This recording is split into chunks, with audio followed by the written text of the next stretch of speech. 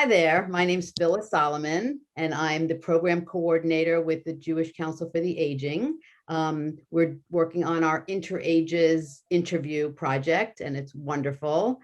And I'd like to introduce very briefly Dhruv and Tracy and let you guys take the interview away. Hello, my name is Dhruv and I am a rising seventh grader at Kingsview Middle School. Today I have the pleasure of interviewing Ms. Tracy Friedlander, an advocate for children in need around the world and a board member for the organization, The Neediest Kids. To start it off, what inspired you to get involved in The Neediest Kids? That's a great question, Dhruv.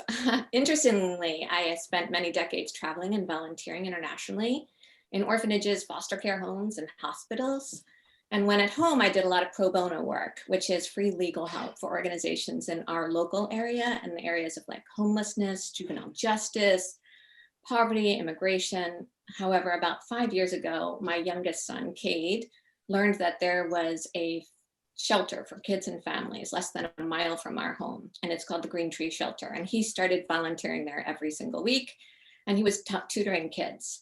And since he was so young at the time, I went with him, and I ended up spending a lot of time with the moms and the dads and reading with the kids and just being in there with him. And we were there so often that one of the resident advisors of the shelter used to say that Cade grew up on the grounds of the National Center for Children and Family. So I even celebrated my 50th birthday, I'm not going to tell you how long ago, there with the staff, the families, the kids, and the youth and adolescents in the GAP program there, which is an adolescent program, a residential housing program. And that was the year that I was asked to serve on the Neediest Kids board. The Neediest Kids serves around 40,000 school children in Maryland, DC, and Virginia. And I was like so excited, and I leaped at the opportunity to be a part of a board that helped so many children in our community. And that's what inspired me. Yeah, that's a good inspiration. So, what responsibilities are placed upon you as a board member of the Neediest Kids? So the Neediest Kids mission is sort of simple, and yet it's very complex. Help kids be kids by ensuring that they have their needs met, which in other words, let's make sure all kids in our community have doctors when they need them, backpacks and supplies when they go to school, clothing and shoes, prescription eyeglasses if they need them, and not just any kind of eyeglasses, ones that they actually get to go to the store and pick out by themselves. We want them to see the world through prescription lenses, and we want them to feel great about their style.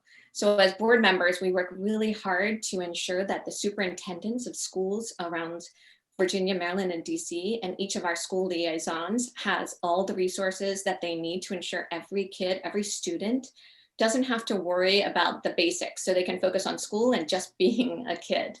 The Neediest Kids program is funded solely by individuals and corporations. So board members like me spend a lot of time raising funds and resources to help support our work and in the community. So if you could time travel, what is one decision that you've made that you might change? On the one hand, perhaps I would have told my younger self to laugh more along the way. And on the other hand, I think I might have invested my whole life savings in 1997 in Amazon's IPO, because at that point in time, $1,000 would be worth $2.3 million. And that decision would have enabled me to be a catalyst for more change so that I could help more people. Yeah. How about you, Dhruv? I think it would have been to work hard, because I'm not that mature yet. So I think I would have told my younger self to work harder. So I could have gotten into the GT program for middle school. I have a feeling you're going to get there. I'm working towards the high school GT. And good for you for thinking about hard work as being a critical skill, right? Yeah. I know you're going to make it. Well, moving on. How has your career as a lawyer affected of how you look at the world? I went to law school because as a child who grew up in poverty, I experienced firsthand how not being educated in the law had critical consequences. And so I wanted to help others who grew up like I did. So being a lawyer has, my career has taken me around the world and equipped me with the skills to see the world through a balanced lens, because lawyers are taught to think in a manner not in terms of black and white, but rather to see both sides of the issue and to take time to really examine and understand the nuances and the grays. And so law's about many things: rights, justice, understanding human behavior, and Yeah. society. So out of all the children that you've helped, have there been one or two that have particularly impacted you?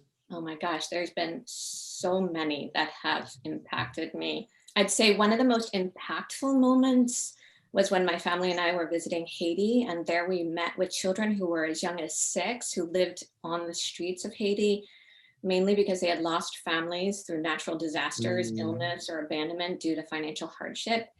And since street children generally don't have protection, supervision, or direction, they're really vulnerable targets for exploitation, vulnerable to disease and addictions, hunger, and abuse. So many of them would, like, these kids that we would meet, they would tell us that they would climb up on the street light poles. Like, so they'd climb up a light pole, which had like a platform at the top in order to stay safe at nighttime.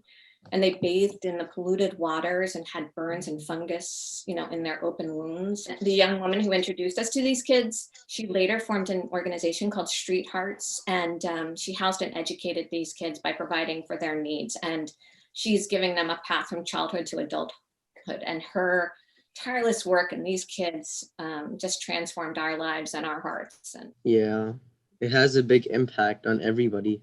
it really does. So for our final question, what advice do you have for young people who want to help others? Call me, text me, email me. I would say snap me, but I might need Drew's help with that one. I'd say that every one of us, no matter our age, can help others. You're never too young, you're never too old to give back. You could collect crowns for school children, organize a drive for toothbrushes and toothpaste, knit hats for kids with cancer, tackle hunger by educating others. I always tell kids, commit to helping someone once a day, whether it's holding a door for someone who's struggling with their bags or just saying a kind word to someone, because acts of kindness, even the smallest acts of kindness, can change someone's life. So thank you for your time. It was a pleasure meeting you. It's such a pleasure meeting you, and I look forward to hearing about all your accomplishments, Drew.